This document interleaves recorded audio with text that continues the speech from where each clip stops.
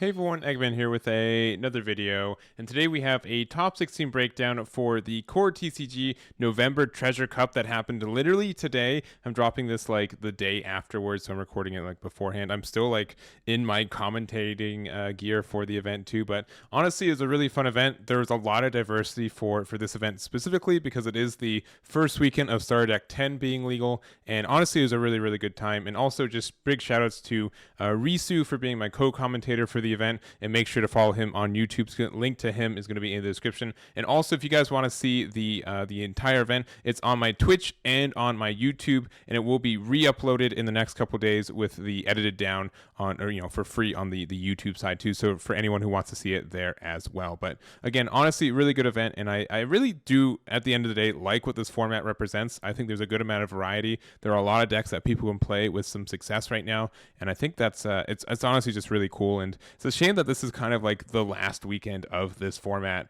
as well. And we have like a lot of other events that we're going to be going over in the next couple days too, so I want to make sure to check those out when we get them. But again, we're just going to be doing the core TCG one for today. So it was a 485 player event with 9 rounds of Swiss, and again, Twitch footage and YouTube footage is going to be linked to there. But a pretty good variety. On the top 16, we do have 6 Katakuris, 3 Dofis, which one of them taking the event, 2 of the OPO1 Trafalgar Laws, 1 of the Starter Deck Croc, 1 Rebecca, 1 Starter Deck Eustass Kid, the green one, 1 of the Starter Deck 10 Trafalgar Law, as well as 1 copy of Zephyr. So a pretty good mix for what we're seeing. Obviously, Katakuri is the strongest deck, but it didn't win the event either, and only like 3 of them went X1. And then if we look at the total leader breakdown, like Katakuri was like a little bit under 20% of the field. We had some of the Donquixote, Doflamingo, some Trafalgar Law, some Luffy, some Captain Kids from Starter Deck 2. But honestly, like having like 75 between the new Luffy and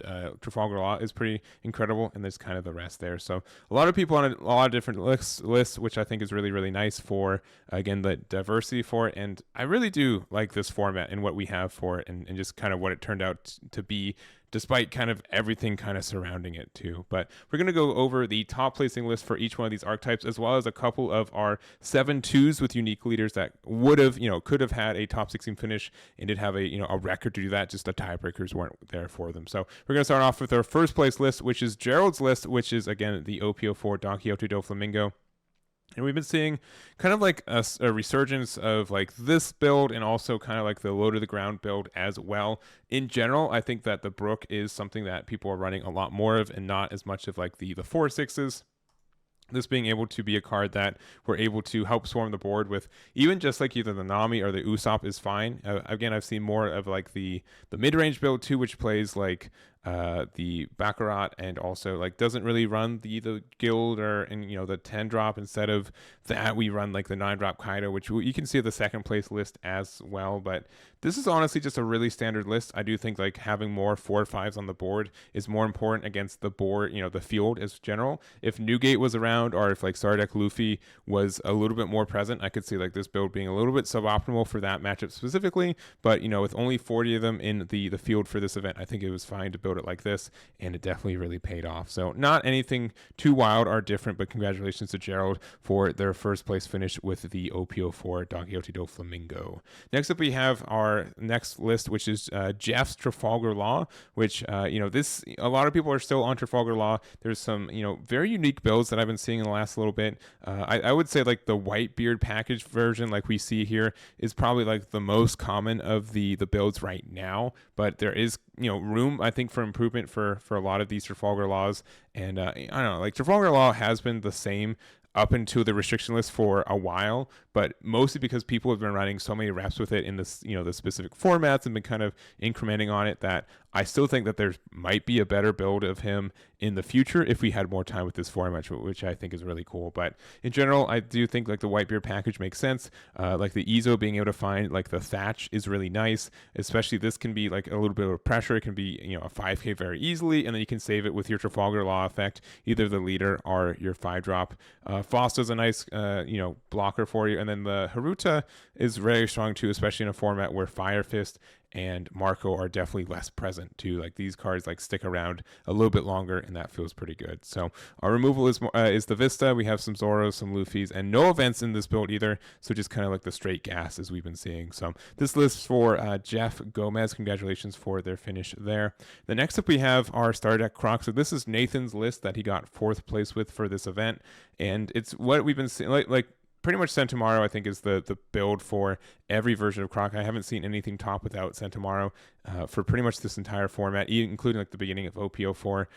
But at the kind of the top end, we do have a little bit more variety. We have 4 whole copies of Zeph as well as 4 whole copies of Sogeking. So really prioritizing the tempo that this deck can get, especially on the odd curve. So being able to say, oh, I play Zeph to bounce back whatever you played last turn. And again, there's a lot of obnoxious 3-drops right now.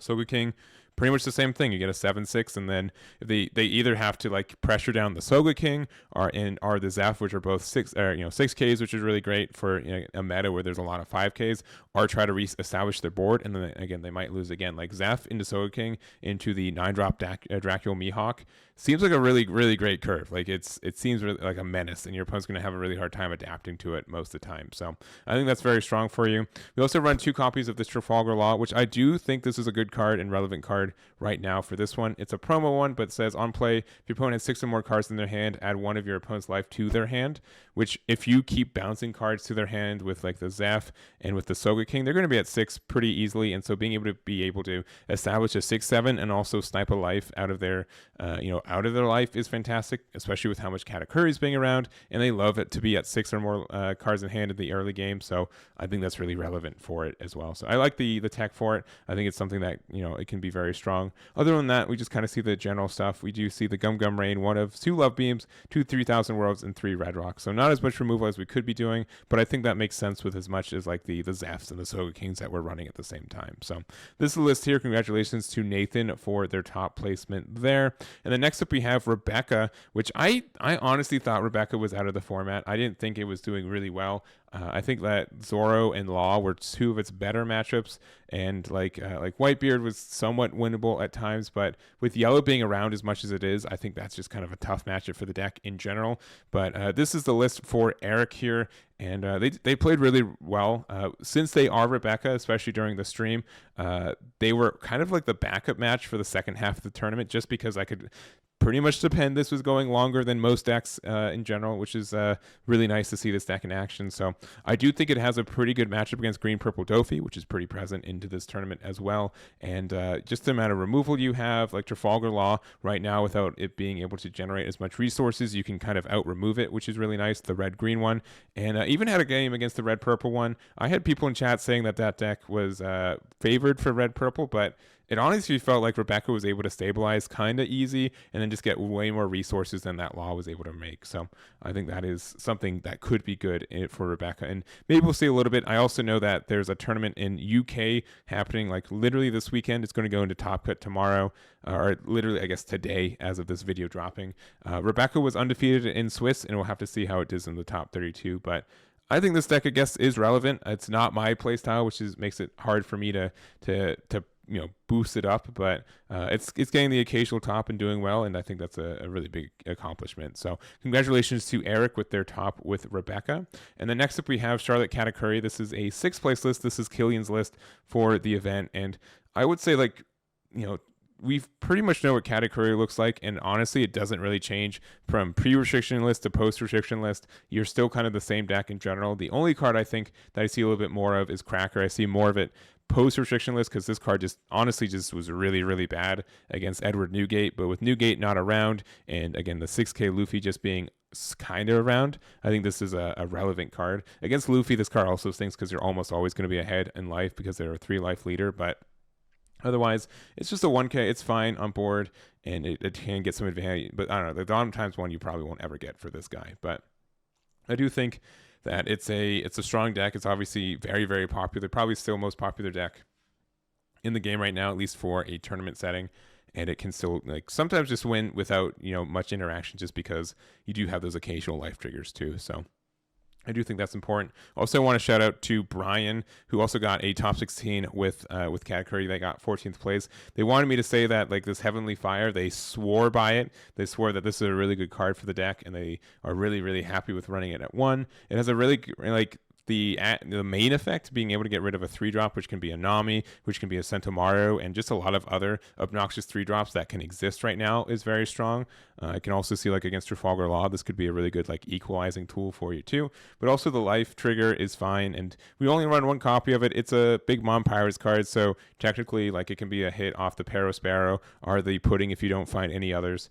And he felt like it was very, very strong. But being able to, like, the life trigger, put something into your life, even if you go, like, -1, is really invaluable if you're able to put, like, a Thunderbolt or something, like, in there, too. So just want to say a big congratulations to Brian for their finish as well for this event. Next up, we have the Eustass Captain Kidd. And honestly, if I was to tell you into this format, I would say that I thought that Kidd was probably the better format of, like, the better deck for the film package than Green Purple Dofi. But it's looking like Green Purple Dofi's just doing better overall. And I've seen like the mirror match several times, and I think Green Purple Dofi just wins that outright. It just gets like more value, and it can set up a little bit more, especially if you have like the 3-sword style Onigiri, which is popping up a little bit more in some of the builds too. But I do think Eustass Captain Kidd is in a really good spot as well. This is Tass's build, who ended up getting 8th place for this event. And I do like running like the Supernova package. There's a lot of good Supernovas, and we have like a lot of techs of like the Eustass Captain Kidd run one of the 8-drops, which can be really great in the mirror match or even into other film decks, because they kind of do have to answer this somehow, which can be a little bit tricky. Most of these cards are like, we have a good amount of just Supernovas that exist, including the Punk Gibson, the 4/6 Zoro, the X-Drake, which in general, I think X-Drake is a really good card that, you know, Kidd has room for in their builds, but I don't think Dofi does as much. And then also the Basil Hawkins, which is good for, again, like the mirror matches and stuff too. So 2 copies of Bart, which I think this is still very valuable in a lot of decks. I know it's still a little bit expensive, but it is a film and a Supernova, so that's in a good spot. And it just helps you like get advantage. And you can attack with, like your Luffy blocker and then play this and you get it back, which is really nice too. So I think that's all good. And like, again, it's more important for Eustass Kidd. I don't think it's as important for Green Purple Dofi, but I've seen it run in both every once in a while. 10-drop Dofi, 2 copies of it. You really don't have a way to search this. You really have to just top deck it, which feels pretty bad when you're really searching for it, but otherwise, can help you win the game just by buying another turn, which, with this leader effect, being able to do as much damage as you can, it's in a really good spot. So again, this is Tass's list. Congratulations for their top 16 with Kidd. And the next up we have, this is Gavin Gonzalez's. Our Straw Hats Are Cool on YouTube. Really big shout outs to him. Make sure to hit that follow button. I'm going to put his link in the description as well. But playing the Star Deck 10 Trafalgar Law, and it's the only, top 16 deck with one of the new leaders for this event. And I'm not too surprised that we only got one of them. I did know like a lot of people again were on Luffy, and we're going to look at a Luffy list that ended up getting 17th place, so real close to that top 16. But I think it's kind of like a mix of like, I know a lot of people want to do well with these, but a lot of people weren't comfortable with these decks, especially since I think they are a bit unusual and they do require a lot of like practice and testing with it to not only know how to play the deck, but also to like know what you want to really build for it. So but this is, I'd say, like a moderately standard build for the deck. We do have a good amount of, like, again, Star Deck 10 cards, including like the 4/5 Trafalgar Law, the Beppo, 2 copies of the Jean Bart, and the Sashi and Penguin. I think those are pretty much staples at this point in the deck. A couple of unusual choices, including like the Usopp, which has a on KO up to one of your opponent's characters at an original cost of 5k or less. So even if they boost it up, as long as it has an original cost of 5k or less, you get the pop of it, which is really nice. Which means that like trading with it is kind of tricky at times too. We have the Missile Sunday, which is nice. We also even have like the ulti and page 1 combo, which can help you like swarm the board even more if you really need to get there. And having a 4/6 you can play, I think, is really nice too. We have a removal in the Otama, in the Gordon, and the Round Table, including 2 copies of Ace, which personally I was cutting this from my own build because I felt like 7 Dawn was almost unobtainable at times. But if you kind of take the time to establish the board and not use your leader effect, it can be pretty relevant for regaining board control late game.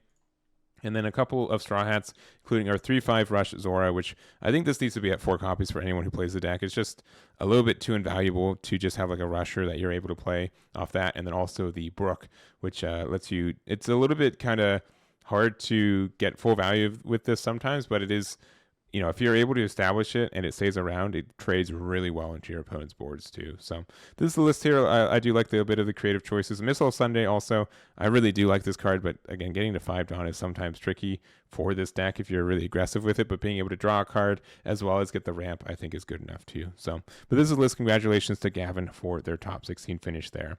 And then our last top 16 deck, but not our last video deck of the video, we do have a Zephyr. So this is Kevin's list of the Zephyr here. And I'm a big fan of this guy. I've been playing it a little bit into this format, and I do like what it does and kind of what it represents. It's a little bit of a kind of like straight shot deck of where you try to just get to 10 as fast as possible, and then when you do, you use like your Kuzan effect to kind of combo with the Zephyr. And if you don't know the combo real quick, this gives everything -5 cost. This pops something with a cost of 0 on play, so 5 or less with its own permanent going on. And then you can attack with Zephyr during the same turn, use a Dawn -4 to get rid of something that's technically 8 or less. So it gets a really big swing of tempo, and then you can continue to get removal afterwards, which is really good. Some additional cards that are really strong. I do like the Wire. The Wire lets you draw 1, trash 1 when you use your leader effect, which is really great. We don't have a lot of Dawn -1 outside of like a Queen, but I think that's good. We have some like mid-range removal of like the Kobe. We have the Sakazuki, which is good removal. We also have the Punk Vice. So for main, rest up to one of your opponent's characters cost 2 or less, and add up to 1 Dawn with the from your Dawn deck and rest it too. So this will help you ramp to 10 a little bit more and get some like early game board control, because you don't necessarily want to be attacking into your opponent's leader, but you're able to use that and then like kind of bully down their cards too, which is really nice. So a good amount of ramp. We do have, like, again, good blockers with the Borsalino, the Sabo being able to help us get to our 10-drop Kuzan and cycle accordingly, and just kind of everything else. So I honestly like this deck. Zephyr is probably one of my favorite, like, top 5 leaders for this current format. I like the play style. And, you know, it is a little bit of a one-trick pony, but the trick it does is really good if you're able to get it off. And, like, I don't feel like there's, like, removal that kind of rivals how this deck does it, and, like, the reverse tempo you get once you get to 10 Dawn. So this is the list here. Congratulations to Kevin for their top 16 finish. And then our 4 unique decks that, or at least the top placing lists for each one of these unique leaders that did go 7-2, and that means that they were in contention for a top 16. They just didn't have the good tiebreakers for it. So we're going to start off with Sagar's list here, which is the Star Deck 10 Luffy. They got 17th place, so close to that top 16. But I did know, again, a lot of people were on this Luffy. And what I think is really cool, that a lot of people were on like different builds of it, and they're trying their own kind of ideas with what was kind of popular with it. I've seen a couple builds in general, and I do kind of like this film version of it, though I do wish that they had played like the 1-drop Buena Vista, since you can find this Uta with it, and like this being like a backup copy of like Trafalgar, of the Eustass Kid, or the Newgate is really great. But again, like just playing an 8-drop 8K, it goes Dawn -2, but like Luffy doesn't really care about the Dawn -2 effects as much as other leaders, because you get a free Dawn late game every turn, so that's really strong. Makes your leader a 7K, makes anything else boost it up, which if you have like 1 or 2 cards, it's usually worth it. Like if you already have like the Eustass Kid, it becomes a 9K for free, and then you're able to get like the additional like Luffy effect, and like you can make it a 8K with like the Eustass cap. All just good stuff, honestly. So I honestly like this card a lot, and I like the film package in this deck. So other than that, we just see like the regular cards. We have a good like kind of greedy top end of 2 copies of Shanks, as well as 2 copies of the Trend Drop Monkey D. Luffy. We have a couple ramp cards, including the Missile Sunday and the All-Star Calamities, which this is a little bit slow at times, but if we are able to use it, it does get us like an additional like Dawn and like draw, and like the card, like the trigger in this card is pretty good. Unfortunately, we only have like 3 triggers max for this deck, so it doesn't impact you as much as you want to, but it can. And just kind of everything else. So I like this deck. It's I still need to find a build that I super duper like, but I think it can be relevant in this meta, especially with Newgate not around. It can be like, if Newgate was around, I think this deck would be kind of invalidated, but with it being the only 6K, I think it's an okay spot. So this is Sagar's list there. Congratulations for their 17th place. And then next up we have Smoker. So this is Johnathan's build of it here. And it does have a good amount of removal in the build, and I do like it has like a bit of a greedier top end, in the sense that it has 2 copies of Isho, as well as 3 copies of the 10-drop Kuzan, which is really great, especially with like in conjunction of like the Monkey D. Garp. If you're able to have this on board and, you know, protected, if you're able to use like the Kuzan effect, You get rid of a 5 cost, and then you can use this effect to get rid of a 9 cost or less. So there's really good removal potential with this Garp and like the using it in conjunction here. Other than that, like we just have like kind of like this good tempo build for the deck. Borsalino's been a good add for like Borsalino and Sabo being both able to have both these are very, very good for you. The Bart is great as a 2K and also like an emergency blocker if we need it. And I know people are kind of playing around Trafalgar Law, the 4-drop blocker that gets rid of people's hands. But the Isho is kind of like in the same spot, and I think it's something that some people might not be playing around or not be recognizing as a threat right now because black isn't as popular, and it can definitely snipe some cards out of your opponent's hand if they're not careful too. So anyways, I think this is a cool list. I think going 7-2 with Smoker in a build, in a tournament this big is a really big accomplishment, and congratulations to Johnathan for their finish there. Next up, we have the Queen build. So this is Benjamin Sauk's build, and also real quick, like this build got 22nd for this event and went 7-2, but also at the same time, Carta Magica was having a regionals, which we'll be covering on this channel as soon as I can get those deck lists, but they went 10-0. Like they won the entire event with Queen, which is really impressive, and I think it only speaks to the diversity of this format that there are decks that can just win an entire tournament and then like just go 7-2 at best in the other ones. So I think that's just, there's a lot of diversity in untracked territory in this meta. I truly do like that for the game and everything else. But for this list specifically, I would say there's nothing too wild. I've seen builds like this pretty popular.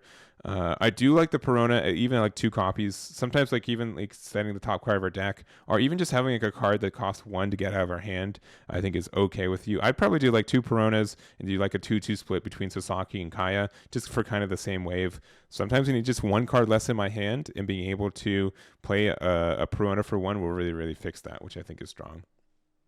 We have like 3 copies of Soga King, which I know it doesn't proc the Queen effect, but it does help you like buy an extra turn most of the time. Like Soga King on like 7, and then like on your next turn when you have 8 Dawn, being able to play Katakuri and then heal with Queen if we have like low enough hand side is really good. We have 3,000 Worlds and 4 Gum Red Rocks, which I think is enough removal. I've been seeing people cut a copy or 2 of this, and I think that's fine because it can be a little bit bricky in hand.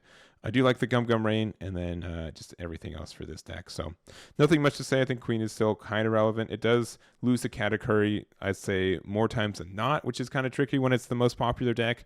But I don't think it's the most popular deck by as much of a margin as it's been previously. So there we go there. And congratulations to Benjamin for their finish there.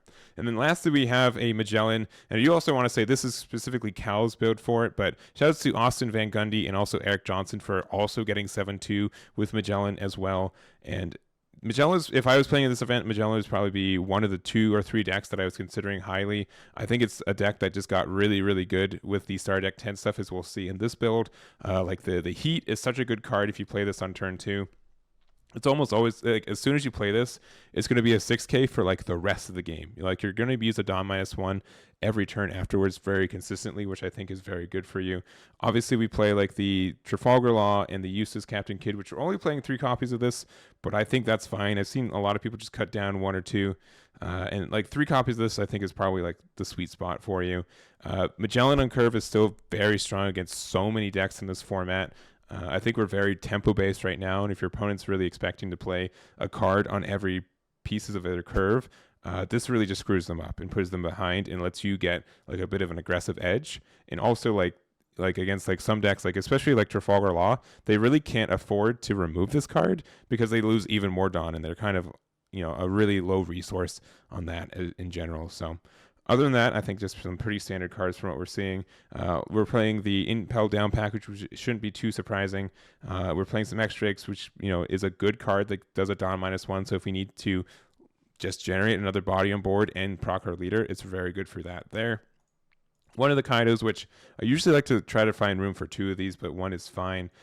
King, I like 2 or 3 copies of this too. This is great on curve because if you 5 Dawn, you play your Magellan, you go down to 4 Dawn, next turn you're at 6, you play King right afterwards, you feel like you've already run the game. Like it's such a good like 1-2 punch that you have a 6-7 on the board that's hard to remove. It's going to be hitting your opponent's leader. You got 2 6K punches with your own leader, and you set your opponent back to Dawn. It's just very good for you there. So I think that's great for the deck.